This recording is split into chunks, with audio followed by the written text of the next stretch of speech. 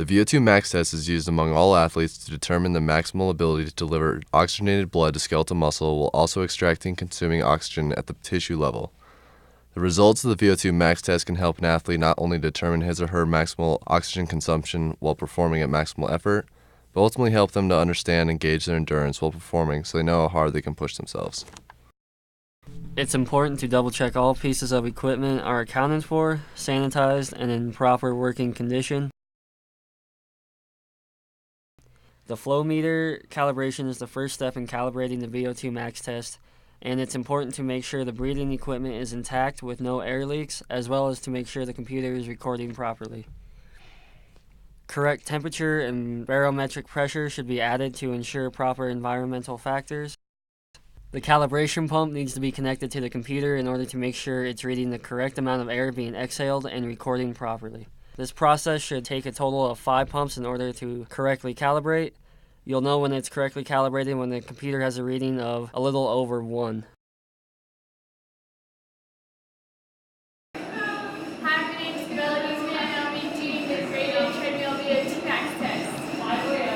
Assembling the mask correctly as well as making sure the mask is positioning right on the participant is extremely important. If a mask is too loose, the VO2 will be incorrect, and if the mask is too tight, the participant will be uncomfortable.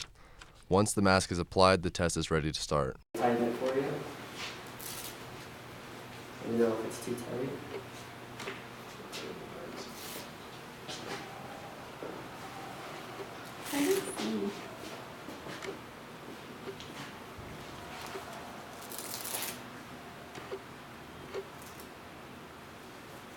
Yeah, because when you're running, you don't want nothing to move around at all.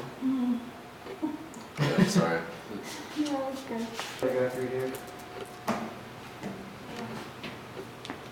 While attaching the tube from the computer to the mask, it's important to first of all be gentle while attaching the tube so the participant doesn't get their mask twisted around and become loose, but also to make sure the tube is securely attached to the mask with no air leaks or loose ends.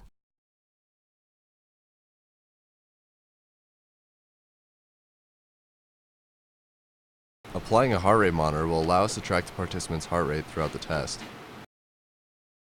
In the beginning, the participant will start at a 2-minute warm-up to get them ready for the actual test.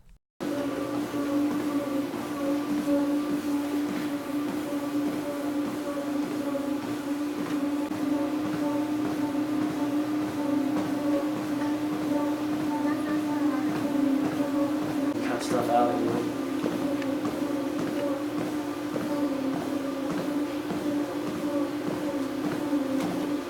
Using an RPE chart allows us to gauge where the participant is by how difficult they feel the test is at that moment.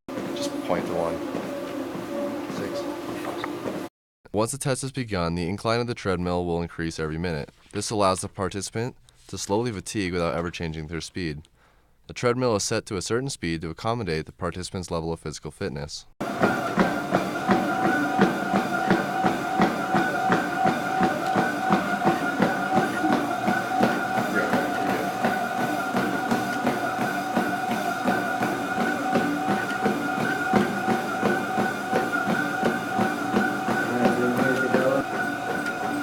Encouragement is highly important throughout the test in order to help the participant keep going so they can reach their maximal effort.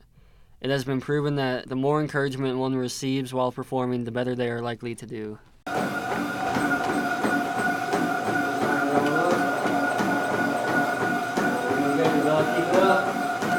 Got it.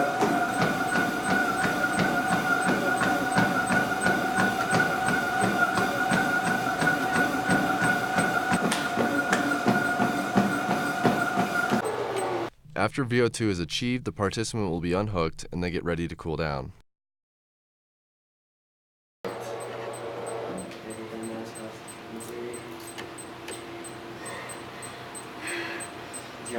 Sorry. Oh no, that was great. The cool down allows for our participant to slowly lower their heart rate back down to their normal resting rate. Some water going? Yeah, I'll take all those parts.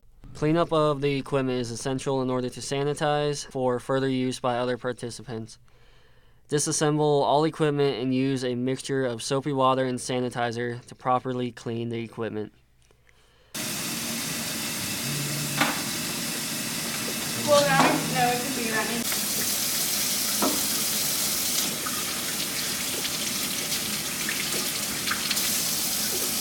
The results of the VO2 max test will provide the participant with a measure of their maximal oxygen intake and ultimately help them estimate what their maximal effort will be in future contests.